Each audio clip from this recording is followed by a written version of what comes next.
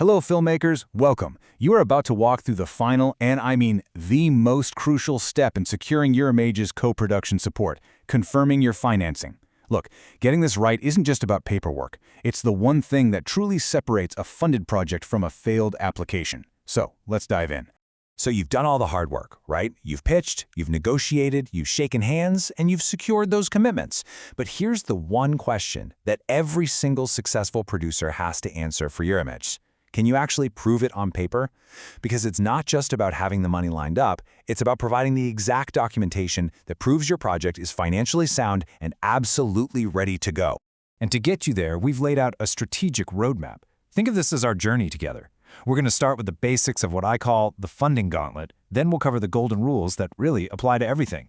After that, we'll break down the specifics for public and TV money, tackle the tricky world of private finance, master tax incentives, and we'll finish up with the final checks that can honestly make or break your entire application. All right, let's begin. Now, while this whole documentation process can feel like a gauntlet, I want you to think of it more like a system with very clear rules. And the first rule, well, it's the most fundamental one of all. And here it is. The very first rule is all about language.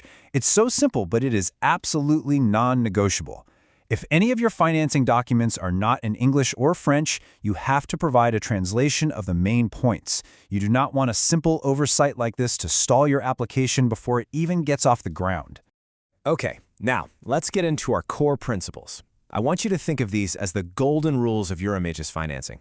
If you can get these right, you're already way ahead of the game, because they apply to pretty much every type of funding you're going to be dealing with. Now pay close attention to this distinction, because this is such a common mistake. A letter of intent or a letter of commitment, that's a firm, binding promise to invest a specific amount of money. That is your proof. A letter of interest, on the other hand, is basically meaningless for this application. It shows someone is curious. That's it. It carries zero weight. The takeaway here is simple. Always, always secure a formal letter of commitment. And that brings us to our very first critical step. This is a rule so important it can single-handedly invalidate all your hard work. It's the 6-month validity rule. Here it is in plain English. Every single commitment letter you have must be dated within 6 months of the final day of the project evaluation meeting. And it has to be valid until at least that date. I mean it. Go through your file right now. Check every single date. If anything is older than 6 months, it is your responsibility to get an updated letter. Go ahead and bookmark this step. It is absolutely essential. Okay, now let's start applying these rules to our first major funding category, public funds and television investments. The good news here is that the documentation for these sources is usually pretty straightforward, as long as you have the right pieces of paper. So what do you need? You'll need a signed agreement or a recent letter of commitment that clearly states the exact amount. For some public funds, an official resolution will also work. But, and this is a big but, be very, very careful with German public broadcasters like ART-ZDF. If their letter says the investment is conditional on a program conference approval, it is not considered a firm commitment until you get additional, explicit confirmation from them saying it's a done deal. Let's move on to what is often the most complex area to navigate: private finance. This is the whole shebang. Equity investors, minimum guarantees, even your own producer investments. Mastering the rules here is absolutely crucial for your success. This brings us to our second critical step, proving liquidity. You see, when it comes to private money, a promise simply isn't enough. Eurimages needs to see proof that the cash is real and that it's accessible. So when do you actually need more than just a signed agreement? A recent bank letter or statement is mandatory in 3 key scenarios. First up, for a producer's own investment. Next, for minimum guarantees, but only if your distributor is the same company as or affiliated with one of your co-producers. And finally, and this is the big one, for all third-party equity investments, product placements, or sponsorships. There are no exceptions to this. All right, now for one of the most important legal points in this whole process.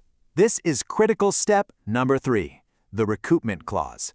Pay close attention to this clause. This slide shows you the full 4-step process for confirming equity. You need the signed agreement, you need the amount, and you need that bank letter we just talked about. But step 3 is the one that producers so often miss. The document must detail the recoupment structure. Now why? Why does Eurimages care so much about this? Because how and when your investors get paid back reveals the real commercial viability of your project. A clear recoupment schedule demonstrates that you understand the business of filmmaking, that you have a professional relationship with your investors. It's proof you have a serious, thought-out business plan. I'd pause here and go review your contracts. Is your recoupment schedule crystal clear? All right, let's tackle the intricate world of tax credits, tax shelters, and rebates. Now, this can seem really complex, and that's because every country does it a little differently. But the proof you need generally falls into one of two main categories, and it all just depends on that country's system. The first type of proof comes from countries where the National Film Institute directly manages or certifies the incentive. So in places like Austria, the Netherlands, and Poland, the film body itself is the one that validates the amount you're expecting. Think of them as the gatekeeper. So if you're co-producing in one of these countries, your main goal is to get that official letter from them. The second type of proof is an opinion letter from an independent chartered accountant. This is what's required for countries like Canada, Ireland, and Spain, where the tax system itself is the mechanism, not a film fund. In this case, Eurimages needs an independent expert to verify your math and confirm your eligibility. And you've got to pay attention to the specifics. For the UK, you need the accountant's letter plus provisional co-production recognition from the BFI. And for France, this method only applies to the international trip tax credit. We're in the home stretch now. We're at our final section, and it covers the crucial checks on what we call soft money. And this all really comes down to one key principle that we're about to break down, the 15% rule on deferrals and in-kind contributions. And that brings us to our fourth critical step, confirming your deferrals. Listen, even if you are deferring your own producer's fee, it doesn't just happen automatically. You have to provide a formal, signed, and dated declaration. It has to clearly state which item in the budget is being deferred and for exactly how much. Paperwork is required for every single deferral. And this leads us to our fifth and final critical step, the hard cap on all soft money. This rule can significantly change your confirmed financing total, so please listen closely to this next part. So here's the crucial point. You can have more than 15% of your budget as deferrals in your financing plan. That's fine. But Eurimages will only confirm a maximum of 15% from these sources. So why this limit? It's all about risk. Eurimages needs to see that your film is mostly backed by actual, hard cash.